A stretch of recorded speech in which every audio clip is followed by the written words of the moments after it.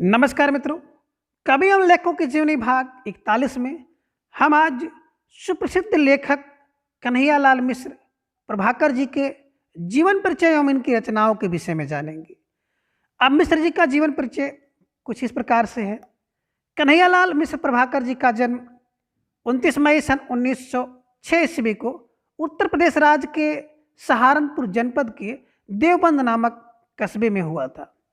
उनके पिता श्री रमादत्त मिश्र पांडित्य कर्म करते थे और वे मधुर स्वभाव के संतोषी ब्राह्मण थे।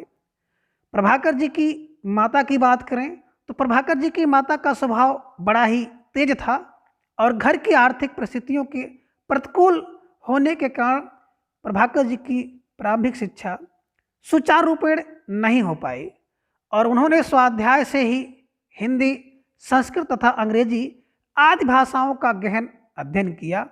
बाद में वे खुर्जा के संस्कृत विद्यालय के विद्यार्थी बने। तभी उन्होंने राष्ट्रीय नेता मौलाना आसफ अली का भाषण सुना, जिसके जादुई प्रभाव से वे परीक्षा त्याग कर देश सेवा में संलग्न हो गए और तब से उन्होंने अपना संपूर्ण जीवन राष्ट्र सेवा को समर्पित कर दिया। प्रभाकर जी उदार, राष्ट्रवादी तथा मानवतावादी विचारधारा के व्यक्ति थे। अतः देश प्रेम और मानवता के अनेक रूप उनकी रचनाओं में देखने को मिलते हैं।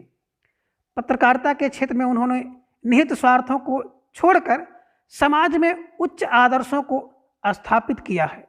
उन्होंने हिंदी को नवीन शैली शिल्प से सुशोभित किया है और उन्होंने संस्मरण, रेखाचित्र, यात्रा वृत्तांत, रिपोर्टाज आदि लिखकर साहित्य संवर्धन किया है। नया जीवन और विकास नामक समाचार पत्रों के माध्यम से तत्कालीन राजनीतिक, सामाजिक तथा शैक्षिक समस्याओं पर उनके निर्भीक एवं आशावादी विचारों का परिचय प्राप्त होता है। इस प्रकार 9 मई सन 1995 ईस्वी को उनका देहांत हो गया। प्रभाकर जी की प्रमुख कृतियां इस प्रकार हैं। कृतियां देखें तो धरती के फूल, आकाश के तारे, जिंदगी मुस्कुराई, भूले बिसरे चेहरे बहुत महत्वपूर्ण रचना है और परीक्षाओं में पूछी जाती है।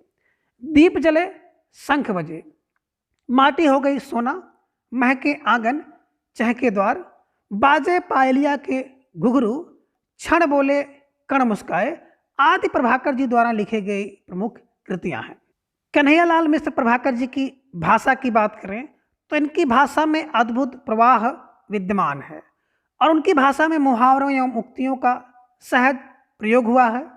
आलंकारिक भाषा से उनकी रचनाएं कविता जैसा सौंदर्य प्राप्त कर गई हैं और उनके वाक्य छोटे छोटे एवं सुसंगठित हैं, जिनमें सूक्त सम संक्षिप्तता तथा अर्थ गांधीर्य है। उनकी भाषा में व्यंग्यात्मकता, सरलता, मार्मिकता, चुटीलापन तथा भाव अभिव्यक्त की क्षमता है।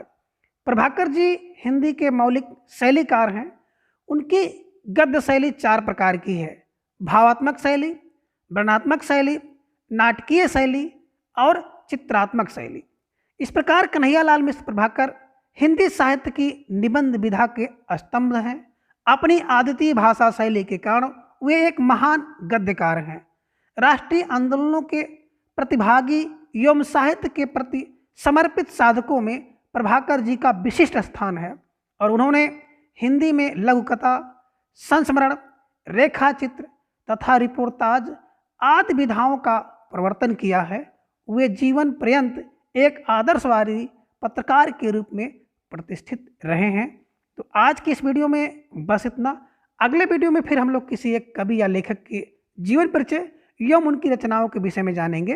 धन्यवाद।